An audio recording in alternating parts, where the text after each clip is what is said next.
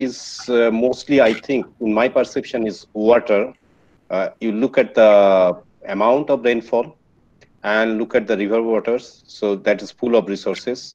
And if we can have proper water management within this ecosystem, I think we can safeguard a lot to the livelihood of the people, number one.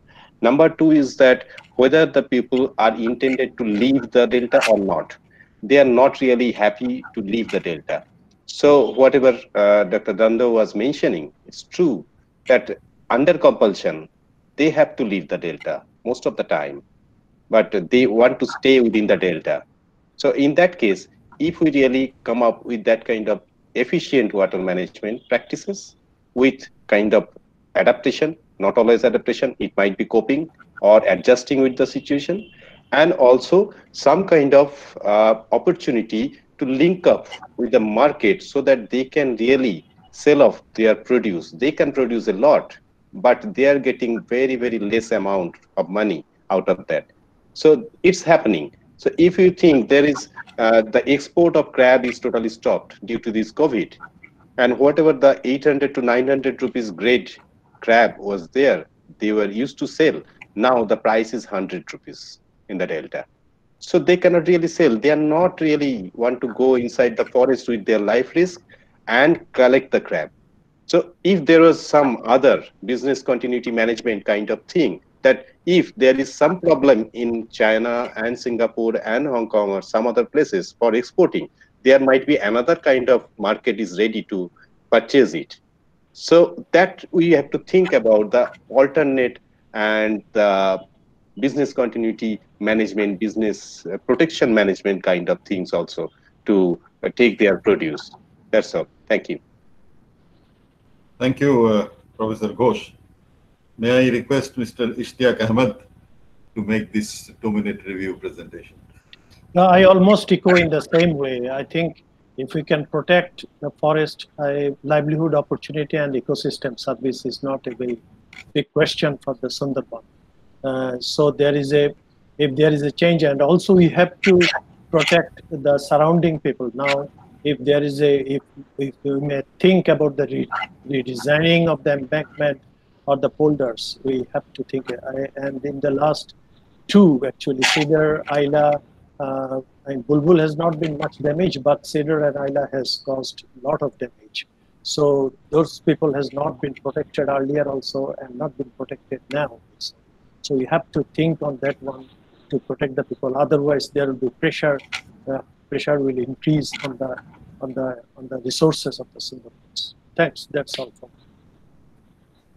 Thank you. Now it's turn of Dr. Dondo to make the 2-minute presentation. Thank you, sir. I will pick up two from the panelists. Dr. Majumdar said payment for ecosystem services.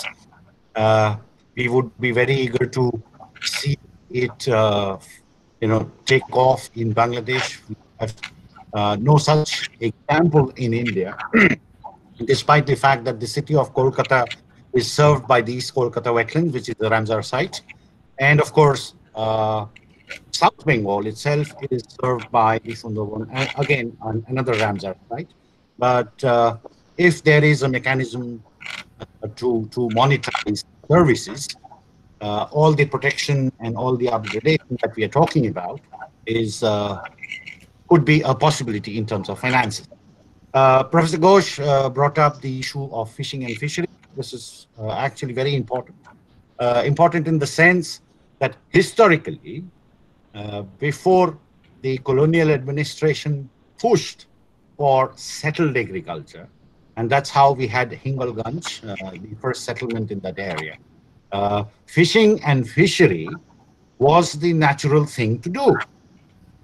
That, if we can get back, and it is relatively easier to deal with the consequences of cyclonic or high intensity weather events if the population is engaged in fishing and fishery rather than freshwater agriculture. So it has been, fishing and fishery has been pushed out for not only commercial purposes and its interests of the colonial administration, but also given that our society at that time had a preference for settled agriculture across religion, because settled agriculture was seen to be something of within the social hierarchy to be higher than fishing and fishery. Now that the social hierarchy does not work the way it did in the past, possibly what Professor Ghosh is suggesting is something to seriously ponder upon and make that transition back to where it should be, which is more in sync with the lay of the land. Thank you, sir. Thank you, Dr. Dondo. Uh, it's now almost closing time. Before I ask Mr. Bakshi to make the vote of thanks, let me take a minute or two or three to reflect on what I heard from the very sort of capable 6 people in the panel.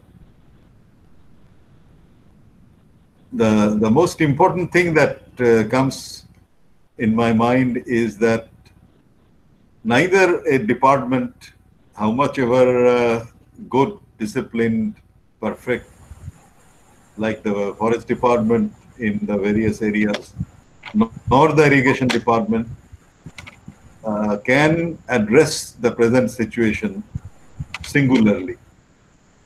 I think there has to be a broad Bangladesh-India joint effort, and it can be part of the memorandum of 2011, that we have an interdisciplinary strategic approach to the whole Sundarban, and of course that will be a framework for the Indian Sundarban Delta or the Sundarban in Bangladesh, a joint effort which has really been in the deep freezer for quite some time. I think we have to kickstart the joint effort, and that has to be not given to a department, not given to a discipline, but it has to be given to a interdisciplinary group of strategy makers, and in which economics today has been mentioned,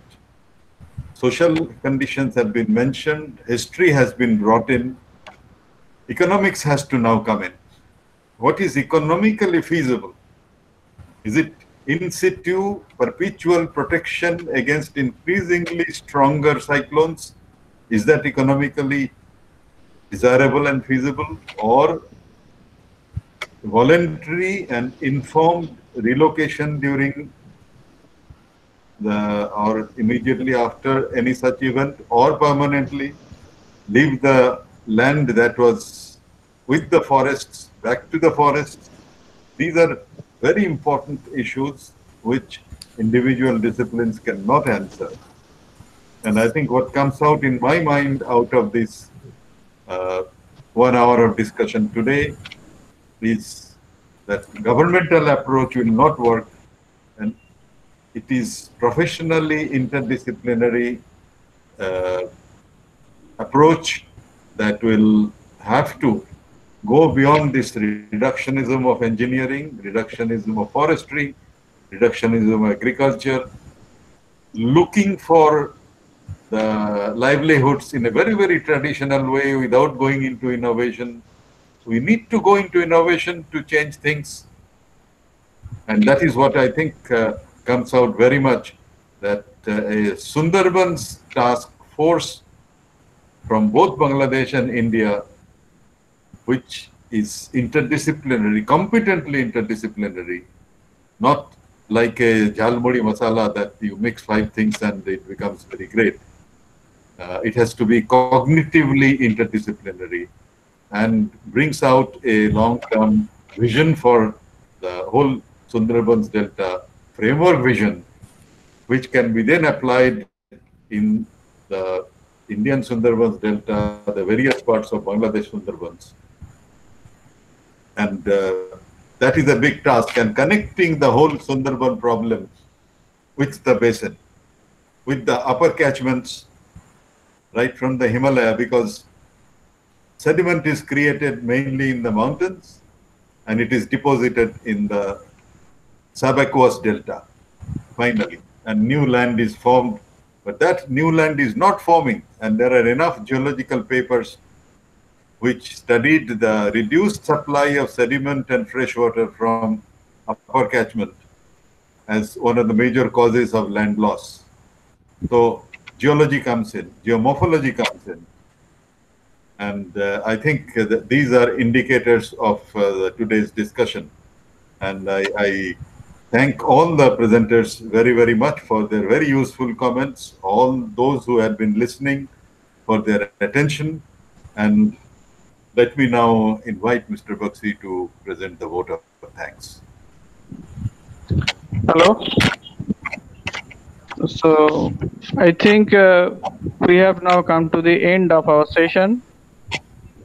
On behalf of Institute of Social and Cultural Studies, I should mention that today is our first effort to organize such an webinar. And I think with everybody's cooperation, we have not performed very badly here. And as ISCS is continuously, since its inception, is organizing such type of programs and deliberations and talks. So we were thinking under this COVID-19 situation, how should we continue our activity? And then with this sort of technological help, I think we could resume our activity, and today it was the first effort. So I'm very much thankful to all the presenters from both across the Bangladesh and India for their wonderful presentation. And I find that we have about almost 30 persons who have participated and who have spent their time in listening and in participating in the presentation. So I am very much thankful to the audience also. And in future we have 2 other programs in near future in this month of June itself. One at on 10th and next on 20th. And we hope that we shall also get your cooperation in organizing those programs as well. Thank you. Thank you, and that is the close of our. Anything from Arindam? It was a nice interaction. We'll meet again as early as possible. Thank you.